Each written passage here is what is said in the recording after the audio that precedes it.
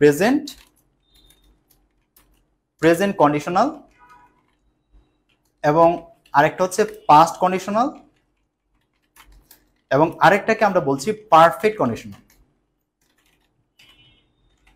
Perfect conditional আমাদের হচ্ছে এই 3 রকমের কন্ডিশন মেইন, বাট আরেক রকম কন্ডিশনাল আছে যেটাকে আমরা বলি জিরো কন্ডিশনাল। জিরো কন্ডিশনাল থেকে পরীক্ষা প্রশ্ন একদমই কম আসে, খুব বেশি একটা আসতে দেখা যায় না, কিন্তু উপরের যে 3টা লিখলাম এগুলো থেকে অনেকভাবে পরীক্ষা প্রশ্ন হয়, অনেকভাবে হয়। আমরা সবগুলি পড়বো, আমরা জিরো কন্ডিশনাল সহই পড়ব। এখন কিছু বেসিক ব্যাপার আসে, সেটি হচ্ছে যে প্রেজেন্ট কন্ডিশনাল নামটা কেন হয়, পাস্ট কন্ডিশনাল নামটা কেন হয়, পারফেক্ট কন্ডিশনাল নামটা কেন হয়। এটা রিজন হচ্ছে যে ইফ এর পরে কি আছে, মনে রাখবেন ইফ এর পরে কি আছে। ইফ এর পরের যে বাক্যটা থাকবে, যে সেন্টেন্সটি থাকবে, সেই সেন্টেন্সটি কোন টেন্সে আছে তার উপর ডিপেন্ড করে হচ্ছে সেই কন্ডিশনালের নাম হয়। মানে যদি ইফ এর সাথে যে বাক্যটি থাকবে যদি এটি প্রেজেন্ট টেন্সে থাকে তাহলে এটির নাম হবে প্রেজেন্ট কন্ডিশনাল। যদি ইফ এর পরে পাস্ট ইনডিফিনিট টেন্স থাকে তখন এটার নাম হবে পাস্ট কন্ডিশনাল। যদি এখানে পাস্ট পারফেক্ট টেন্স থাকে, ইফ এর পরে যদি পাস্ট পারফেক্ট টেন্স থাকে তখন তাকে বলতে হবে পারফেক্ট কন্ডিশনাল। ঠিক আছে, তার মানে আমরা প্রথমত মাথায় নিয়ে নিলাম এটা, যখন আমি বলছি প্রেজেন্ট কন্ডিশনাল তখন ইফ এর পরে প্রেজেন্ট টেন্স থাকবে, যখন বলছি পাস্ট কন্ডিশনাল ইফ এর পরে পাস্ট টেন্স থাকবে, যখন বলছি পারফেক্ট কন্ডিশনাল তো ইফ এর পরে পাস্ট পারফেক্ট টেন্স থাকবে। এই 3টি কনসেপ্ট প্রথমে মাথায় ঢুকিয়ে নিতে হবে। আচ্ছা, এরপরে এই কন্ডিশনাল সেন্টেন্সের একটা ব্যাপার হলো যে ইফ দিয়ে যখন কোনো বাক্য থাকে সেই বাক্যটি নরমালি কমপ্লেক্স সেন্টেন্স হয়। ইফ দিয়ে কোনো বাক্য থাকলে সেটিকে কমপ্লেক্স সেন্টেন্স হয়। সিম্পল কমপ্লেক্স থেকে বেশ পরীক্ষার প্রশ্ন আসে, একটা দুটি চেঞ্জিং আসে। আমরা সিম্পল কমপ্লেক্সেরও কয়েকটা ক্লাস রাখবো আপনাদের জন্য। শুধু মনে রাখতে হবে, ছোট্ট করে নোট করে রাখেন, ইফ দিয়ে কোনো বাক্য থাকলে সেটিকে বলে কমপ্লেক্স সেন্টেন্স। কমপ্লেক্স সেন্টেন্স বলে। কমপ্লেক্স সেন্টেন্সের একটা ধর্ম হলো যে প্রথমে একটা কনজাংশন থাকবে, কনজাংশনের পরে একটি সেন্টেন্স থাকবে বা একটি ক্লজ থাকবে। আমি ক্লজ নিয়ে বেশি কথা বলছি না, কারণ আমরা ক্লজ অনেকেই বুঝবো না, এই জন্য আমি বলছি না। আর এইটার পরে আরেকটি ক্লজ থাকবে বা সেন্টেন্স থাকবে। তো যখন এরকম কনজাংশন থাকে ইফ, তারপরে একটি, তারপরে আরেকটি, দুটি ক্লজ বা দুটি সেন্টেন্স থাকবে। তাহলে ইফ এর পরে এখানে একটি সেন্টেন্স থাকবে, মানে এখানে একটি টেন্স থাকবে। ইফ এর পরে আরেকটি সেন্টেন্স, মানে এখানে আরেকটি টেন্স থাকবে। আমাদেরকে জানতে হবে যে পরের টেন্সটি কেমন হবে। এখানে তো শিখেই নিলাম যে এখানে প্রেজেন্ট ইনডিফিনিট থাকবে, পাস্ট ইনডিফিনিট থাকবে, পারফেক্ট পাস্ট পারফেক্ট থাকবে। যখন প্রেজেন্ট থাকে তখন এই পাশটা কেমন হবে, যখন পাস্ট থাকে এই পাশটা কেমন হবে, যখন এই পাশে পারফেক্ট থাকবে তখন এই পাশে কেমন হবে। এই কনসেপ্টগুলো মাথার মধ্যে নিতে হবে। এখন আমরা একটা একটা করে পড়ি ভালো করে। প্রথমে আসি, প্রথমে আমরা পড়ছি প্রেজেন্ট কন্ডিশনাল। Present conditional. আমরা আজকে প্রেজেন্ট কন্ডিশনাল দিয়ে ক্লাসটা আজকের মতো শেষ করব। আমরা বাকি আলোচনা ইনশাল্লাহ আগামী ক্লাসে করব। আর একটা কথা বলে রাখবো, যারা আপনারা এই শীটটি চান, যারা এই ক্লাস নোটটি চান, তারা দয়া করে, আমি কমেন্টে এবং এই ভিডিও ডেসক্রিপশনে আমি কয়েকটি লিঙ্ক দিয়েছি। আমার ইউটিউব চ্যানেলের লিঙ্ক আছে, আমার প্রোফাইলের লিঙ্ক আছে এবং আমার যে পেজ আছে সেটিরও লিঙ্ক আছে। এখন বলতে পারেন ভাইয়া এত লিঙ্ক কেন? একটি রিজন, আমাদের অনেক বন্ধু বান্ধব আছে তো দুনিয়াতে, তারা আমাদের সাথে অনেক মশকরা করে। ধরুন হঠাৎ করে পেজে একটু রিপোর্ট মেরে দেয়, হঠাৎ করে পেজে কোনো একটা ঝামেলা করে দেয়। আপনাদের সাথে যেন কানেক্টেড থাকতে পারে, ডিসকানেক্টেড না হয়ে যায়, সেই জন্য আসলে এতগুলো লিঙ্ক দেয়া। আপনারা দয়া করে যেই শীটটা আমি দিয়েছি এই শীটটা আমার পেজ থেকে দিব না, আমি চাই আপনারা আমার আইডিটাও জেনে রাখেন। আপনারা আমার যে ফেসবুক আইডিটি আছে সেই আইডি থেকে আপনারা এই পিডিএফটা একটু পরেই, ক্লাস শেষে হওয়ার আধা ঘন্টার মধ্যে আপনারা আমার আইডি থেকে শীটটি পেয়ে যাবেন। যত শীট দিব সবগুলো আমার আইডি থেকে আমি দিব, কারণ পেজ যদি না থাকে যেন আইডি থেকে আপনাদের সাথে আমি কমিউনিকেশনটা করতে পারি। ঠিক আছে, কারণ বন্ধু বান্ধব কখন কি করে ঠিক ঠিকানা নাই। ঠিক আছে, এই জন্য আপনাদের একটু কষ্ট হবে, কিন্তু দয়া করে আপনার আইডিটা আপনি চিনে রাখবেন, পারলে একটু ফলো দিয়ে রাখবেন। আর পেজ থেকে তো ক্লাসগুলো নিয়মিত হবেই। ঠিক আছে, সবই পাবেন ইনশাল্লাহ। বাট শুধু চাচ্ছি সব জায়গাতে আমাদের সাথে আপনারা কানেক্টেড থাকেন, এটি আপনাদের উপর রিকোয়েস্ট। আপনারা এটা দয়া করে খারাপভাবে নেবেন না। আসেন আমরা প্রেজেন্ট কন্ডিশনালের যে বিষয়টা বলছি, এটির ব্যাপার হচ্ছে যে শুরুতে ইফ থাকবে, এবং যেহেতু বলছি যে এটা প্রেজেন্ট কন্ডিশনাল, এর মানে ইফ এর পরে কিন্তু প্রেজেন্ট টেন্স থাকবে। প্রেজেন্ট টেন্স কি? প্রেজেন্ট টেন্সে দুটি বিষয় থাকতে পারে। এখানে দেখা যায় হয় প্রেজেন্ট ইনডিফিনিট থাকে, অথবা প্রেজেন্ট পারফেক্ট থাকে, দুটির যে কোনো একটি, হয় প্রেজেন্ট ইনডিফিনিট থাকবে অথবা প্রেজেন্ট পারফেক্ট থাকবে ইফ এর সাথে। আমরা যেহেতু একটু বড় হয়ে যে স্ট্রাকচারটা আমরা ছোট করার জন্য আমরা এইভাবে লিখি যে ইফ এর পরে হচ্ছে প্রেজেন্ট টেন্স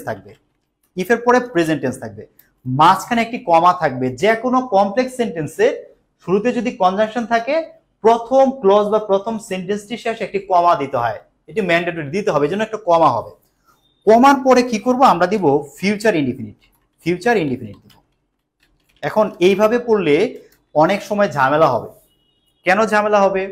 কারণ আমরা জানি ফিউচার ইনডিফিনিট মানে হচ্ছে শুধু শ্যাল আর উইল হচ্ছে ফিউচার ইনডিফিনিট, কিন্তু ফিউচার টেন্স গুলো কিন্তু শুধু শ্যাল উইল দিয়ে হয় না ভাই, যে কোনো মডাল দিয়েই কিন্তু আমরা চাইলে ফিউচারের বাক্য বলতে পারি। কেন বলতে পারি? যেমন আমি যদি বলি যে আই ক্যান সুইম, এই যে এখানে মডাল দিয়ে যে আমি একটা বাক্য লিখলাম আই ক্যান সুইম, আমি সাঁতার কাটতে পারি।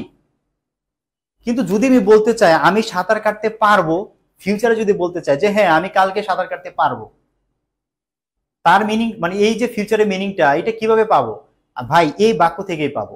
কারণ মডালগুলো যেরকম প্রেজেন্টের মিনিং দিতে পারে, আবার দুই একটি মডাল ছাড়া অধিকাংশ মডাল হচ্ছে ফিউচারের মিনিং দিতে পারে। এই যে আই ক্যান সুইম এটার অর্থ হচ্ছে আমি সাঁতার কাটতে পারি, এটা যেরকম বলতে পারি। আবার আমি বলতে পারি আমি সাঁতার কাটতে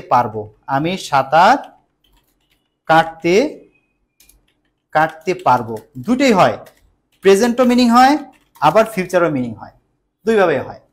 ঠিক আছে? এই কারণে দেখা যায় যে এই যে ফিউচার টেন্স বলেছি, এই ফিউচার টেন্স বলতে শুধুমাত্র শ্যাল উইল থাকে না ভাই। তখন কি হয় জানেন?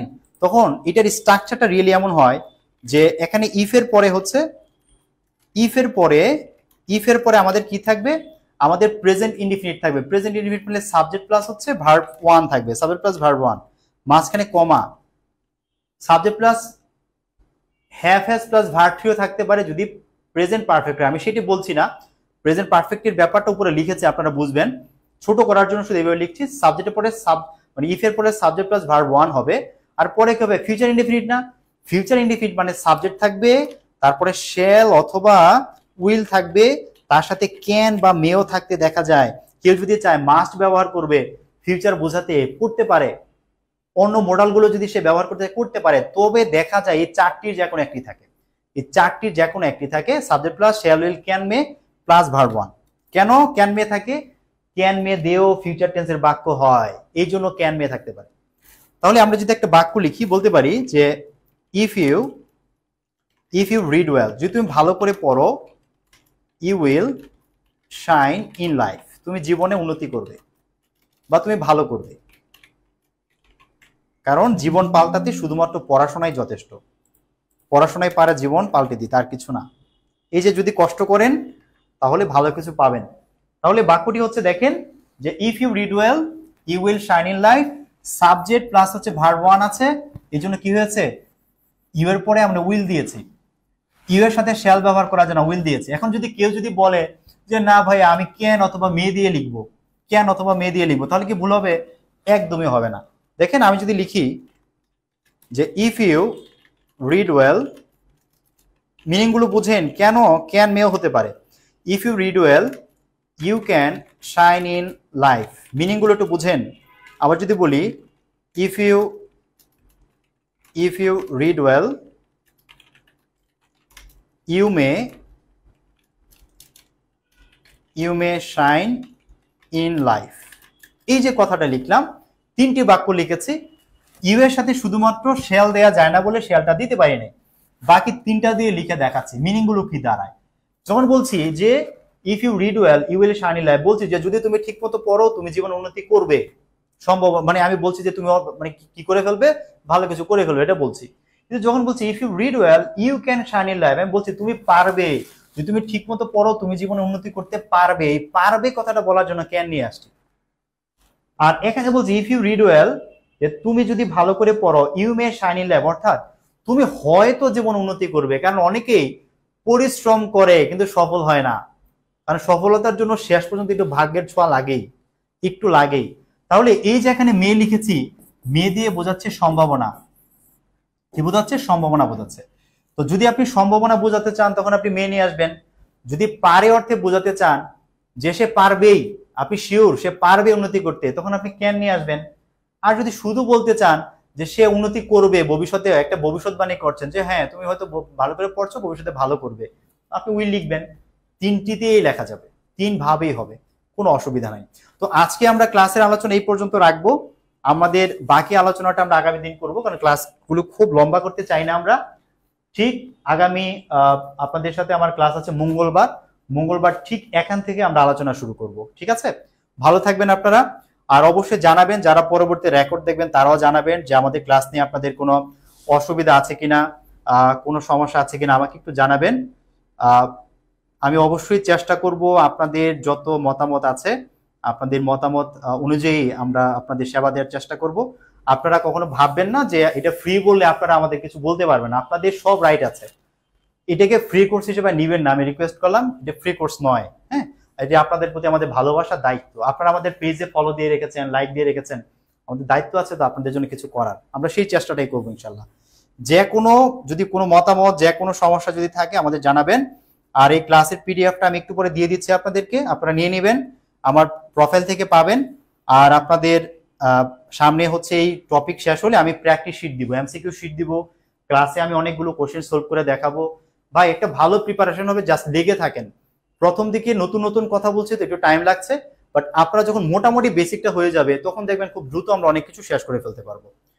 জি, বোর্ডে লিখে বুঝাবো ইনশাল্লাহ। ফারহানা হক, জি বোর্ডে লিখে বুঝাবো, আপনাদের যেইটা আপনাদের ভালো লাগবে সেটাই করবো ইনশাল্লাহ। জি, খুব ভালো লেগেছে বলেছেন আয়েশা বিনতে বারেক আপু, থ্যাংক ইউ। প্রতিদিন ক্লাস নেন ভাইয়া, প্রতিদিন ক্লাস নেওয়া সম্ভব না, আর আপনাদের যে সিলেবাস প্রতিদিন ক্লাস ইনশাল্লাহ লাগবে না। হ্যাঁ, প্রতিদিন লাগবে না, কারণ আমাদেরও পেইড ব্যাচের ক্লাস আছে, তো আমাদের তো একটু ব্যস্ততা থাকে। হ্যাঁ, আমরা একটু আগাই। আপনাদের পরীক্ষার ডেট হচ্ছে বলেছে জানুয়ারিতে হবে, আমরা ডিসেম্বরের মধ্যে একটা মোটামুটি গুছিয়ে ফেলা ট্রাই করব, ঠিক আছে ইনশাল্লাহ। তো ভালো থাকবেন, কথা হচ্ছে আবার আপনাদের সাথে মঙ্গলবার ইনশাল্লাহ।